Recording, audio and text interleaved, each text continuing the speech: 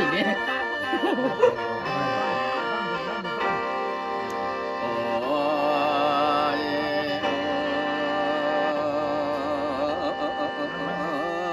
เพิ่นว่าบุญเอ๋ยเพิ่นว่าบุญกฐินบุญดอกผ้าคันบ่หาแนวงั้นบุญนั้นก็บ่ม่วนโมเขาเที่ยวมาชวนไปฟังคำอยู่บ้าน อยากเกิดแม่เจ้าภาพไปยิน อยากจะพาไปได้ยิน หัวใจแป้ว ผู้ หวังบ่เศร้าเหงาใน ตากว่าวิธีดิ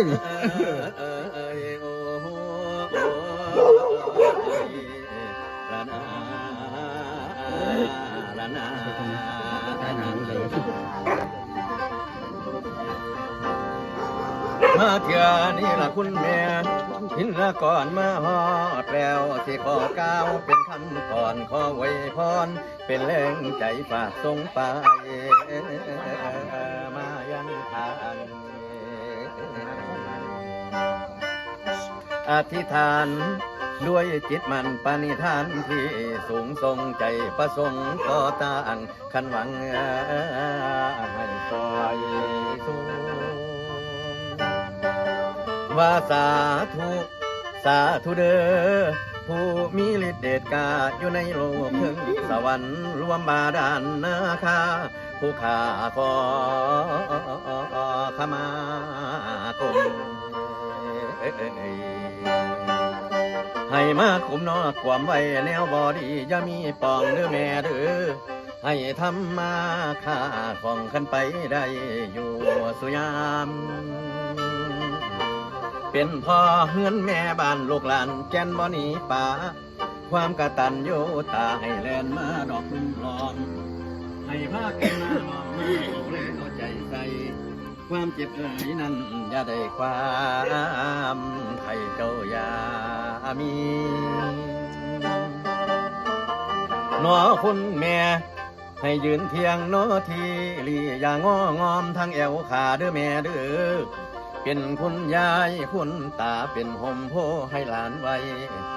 อายุยืนยาวได้หลายปีอย่ามีป่วยท่านเป็นสาวก็ให้สวยอาดยอยปานนางฟ้าอยู่สวรรค์ซุ้มแม่ใหม่พ่อห่างนั้นที่แฟนเก่าเขาหนีหายให้มีคนมาสนใจได้อนกายอย่าได้แรงอย่าให้มันเด้อเฮยแห้งให้มีแห้งดอกคือหมูผู้เลี้ยงหมูก็ให้ได้กำไรล้นบัดปล่อยขายนอคุณแม่คิดสิ่งไหนก็ให้ได้สมดังมโนหวังมีเงินถุงเงินทางได้นั่งกินนอนใช้ไปทั้งไหนมีคนหล่อมีคนหอมให้ใจซื่นผู้ทำงานข้าราชการให้เงินเดือนเลื่อนขึ้นบ้างขึ้นแค่ทุกปี เจวันให้น้ำหมอล เนาะคุณแม่ให้คือหวยลอตเตอรี่รางวัลที่หนึ่งคือใจหวังเด้อแม่เด้อ เราได้ยินอยู่เนี่ย